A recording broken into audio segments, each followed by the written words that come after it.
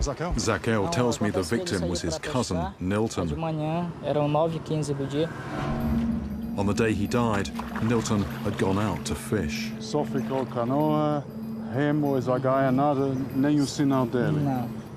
He'd only been gone 15 minutes when someone discovered his empty canoe. There was no sign of any disturbance. Nilton had vanished. Search parties went out looking for him. And it wasn't until the next day, the next evening, nearly 36 hours later, that they found him. It was actually Zaquel who found the body. The corpse had extensive bruising, just like Lercio. But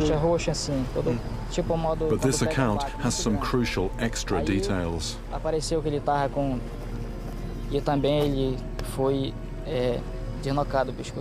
The neck was dislocated.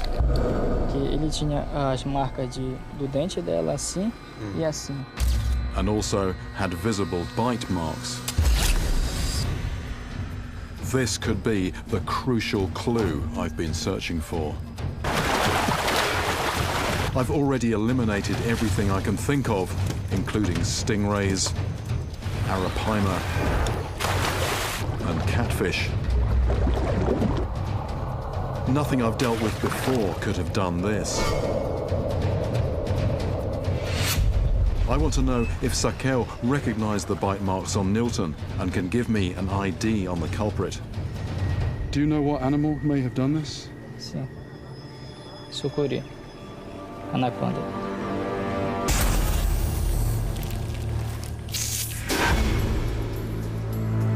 Anacondas killing humans is unprecedented. There have never been any confirmed cases. If these human deaths really are the work of anacondas, that's a huge revelation. But the extensive bruising and broken bones that I've heard about are entirely consistent with the anaconda's MO for killing prey, squeezing the life out of it. The anaconda is a water-dwelling monster with which I've had little experience. But is this animal also the cause of the disappearances around here? I need to have a close look at this highly secretive predator.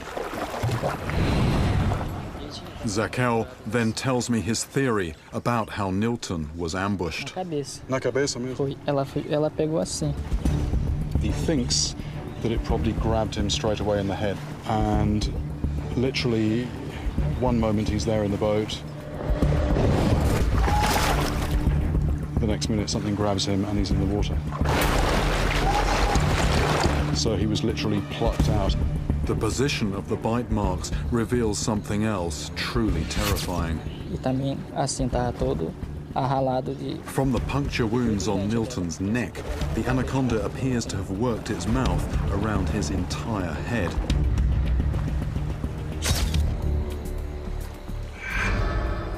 What Zaquel says rings true. Snakes are well known for consuming their prey head first. They're easier to swallow that way. This new evidence opens up the very real possibility that big anacondas can crush people to death and then swallow them whole. And I'm beginning to think that this might explain why people have vanished from around Porto de Mós. This river is my one chance for seeing with my own eyes an anaconda of man-eating proportions, and establishing whether anacondas could have been responsible for the bruised corpses and mysterious disappearances around Porto de Mós. I get back in the water, in a place where Juca recently spotted something huge.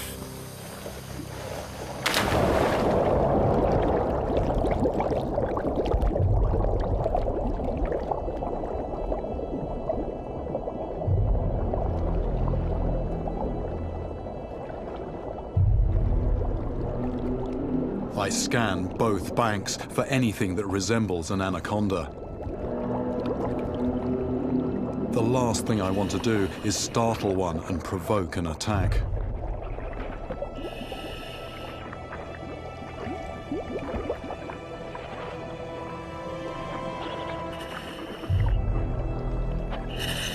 Rounding a bend, there's a cloud of silt.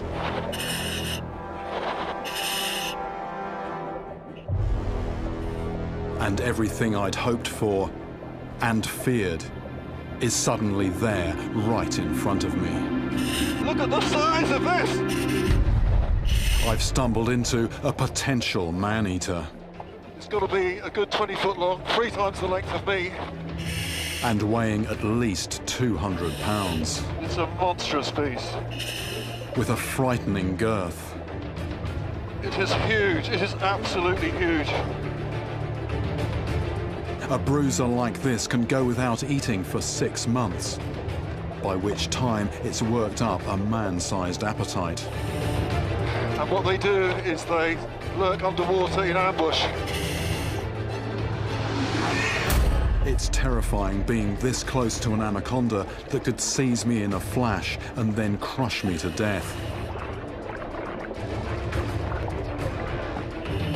But only by getting up close can I grasp the true scale of this beast.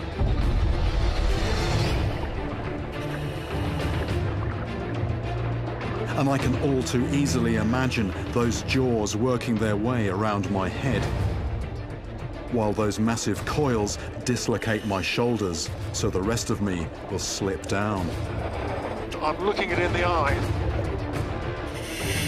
Actually, one this size could swallow an adult human.